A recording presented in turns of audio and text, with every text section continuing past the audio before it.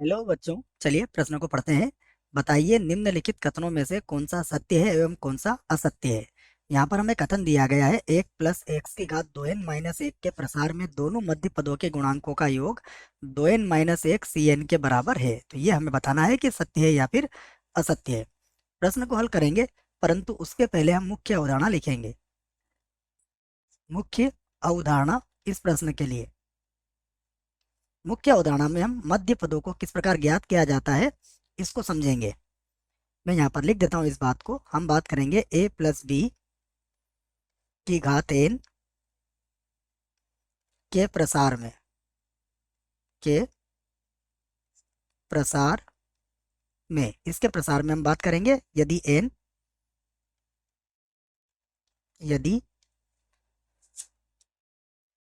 n विषम हो, विषम हो। यदि n विषम हो तो इसके दो मध्य पद होते हैं। हो तो इसके दो मध्य पद होते हैं। मैं लिख देता हूँ पहला मध्य पद, पहला मध्य पद, पहला मध्य पद होता है n+1/2 वां पद, वां पद। और दूसरा जो इसका मध्य पद होता है, दूसरा मध्य पद, मध्य पद, दूसरा मध्य पद होगा इसका n+3/2 वां पद। तो ये मुख्य अवधारणा हमने इस प्रश्न के लिए लिख ली है। अब हम क्या करते हैं, देखिए सबसे पहले जो दिया गया है उसको यहां से हल करते हैं। हमें 1 + x⁻²n-1। अब 2n-1 है तो ये विषम ही होगी बच्चों, क्योंकि 2n सम होगा, एक घटाएंगे तो विषम होगा। तो प्रसार का के प्रसार का व्यापक पद लिखेंगे हम, व्यापक पद, व्यापक पद। तो इसके प्रसार का व्यापक पद होगा Tr+1 बराबर होगा 2n-1 Cr। एक की घातांक तो लिखने की आवश्यकता नहीं है। x की घातांक कितनी हो जाएगी, 2n r। x की घातांक कितनी होगी यहाँ पर, r होगी। ठीक है, ये लिख दिया मैंने, ये इसका व्यापक पद है। इसे बना देंगे समीकरण 1। अब हम ज्ञात करेंगे इसके मध्य पदों के लिए। मैं लिखता हूं सबसे पहले इसका पहला मध्य पद, पहला मध्य पद। तो पहला मध्य पद क्या होगा, जैसा आपको बताया 2n-1 + 1/2 वां पद, ये होगा। तो एक से एक कट जाएगा तो ये कौन सा पद होगा, ये होगा nवां पद। कौन सा होगा ये, nवां पद। अब nवां पद होगा तो हम क्या ज्ञात करेंगे इसका nवां पद, तो यहाँ पर ज्ञात कर लेते हैं समीकरण नंबर 1 से। समीकरण 1 से, समीकरण 1 से अगर nवां पद ज्ञात करेंगे तो हमें क्या रखना पड़ेगा, t n-1 + 1, तब nवां पद आएगा। इसका मतलब r का मान क्या रखेंगे, हम n-1 रखेंगे।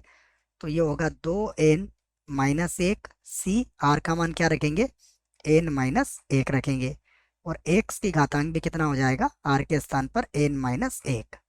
इसे बना देंगे समीकरण 2। उसके बाद अब इसका दूसरा मध्य पद हम ज्ञात करेंगे। तो मैं लिखता हूं इसका दूसरा मध्य पद, दूसरा मध्य पद। दूसरा मध्य पद क्या होगा, उसके लिए भी सूत्र बता दिया आपको। ये होगा 2n-1 प्लस होगा 3, और बटे में कितना होगा, बटे में होगा 2 वां पद, वां पद। तो ये कौन सा पद मिलेगा आपको, 3 में से 1 घटाया तो 2 बचा, 2 से 2 कट गया तो बचेगा n+1 वां पद, वां पद। ये मिलेगा आपको। तो ये भी आप समीकरण नंबर 1 से प्राप्त कर सकते हैं। लिख लेते हैं समीकरण 1 से, समीकरण 1 से। देखो समीकरण नंबर 1 से अगर हमें n+1 वापस चाहिए तो r के स्थान पर क्या रखेंगे, हम n रख देंगे। तो ये हो जाएगा n+1, यहाँ पर हो जाएगा 2n-1 और c यहाँ क्या आ जाएगा, r के स्थान पर n आ जाएगा और x की घातांक भी कितना हो जाएगा, n हो जाएगा। इसे बना दी हमने समीकरण 3। अब हम इसके गुणांकों का योग कर लेते हैं। तो मैं लिख देता हूँ इसको, मध्य पद के गुणांकों का योग। यहाँ पर हम लिख लेते हैं मध्य पद के गुणांकों का योग। तो अब हम क्या लिखेंगे, मध्य पदों के मध्य पदों के गुणांकों का योग, गुणांकों का योग किसके बराबर हो जाएगा। देखिए पहला गुणांक क्या आया, ये आया 2n-1 सी n-1 के बराबर, प्लस दूसरा कितना आया 2n-1 सी n के बराबर। अब इन दोनों का योगफल किसके बराबर होगा, देखिए इसके लिए मैं सूत्र लिख देता हूँ आपको कि हम जानते हैं। देखो यहाँ से लिख देता हूँ इस सूत्र को कि यहाँ थोड़ी जगह कम है तो यहाँ लिख देता हूँ बच्चों। हम जानते हैं एन सी आर प्लस, ये गुणधर्म है इसका, एन सी आर माइनस 1, दोनों का योगफल किसके बराबर होता है, n+1 सी आर के बराबर होता है। तो देखिए हम इसकी सहायता से मध्य पदों का योग के गुणांकों का योग किसके बराबर लिख देंगे, हम लिख देंगे यहाँ पर देखिएगा ये 2n-1 है तो इसमें एक जुड़ जाएगा, तो ये हो जाएगा 2n-1 प्लस 1 और c कितना आता है r, r-1 और r में से जो ज्यादा है वो आता है। ठीक है, तो यहाँ पर देखो यहाँ पर n-1 है और यहाँ पर n है, तो ज्यादा कौन है, n है, तो ये लिख दिया मैंने n, ये हो गया। तो अगर आप इसको हल करोगे तो ये कितना आया, ये आया 2n-c-n, क्या ये बराबर है 2n-1 सी एन के, तो ये बराबर नहीं है। जबकि प्रश्न में हमसे क्या कहा गया था कि ये 2n-1 सी एन के बराबर है। इसका मतलब क्या हुआ कि हमारा जो दिया गया कथन है वो क्या है, असत्य है। तो यहाँ से हम लिख देते हैं कि अतः दिया गया कथन कथन असत्य है, असत्य है। प्रश्न का उत्तर आपको मिल गया है बच्चों। मुझे आशा है प्रश्न का उत्तर समझ में आया होगा। धन्यवाद।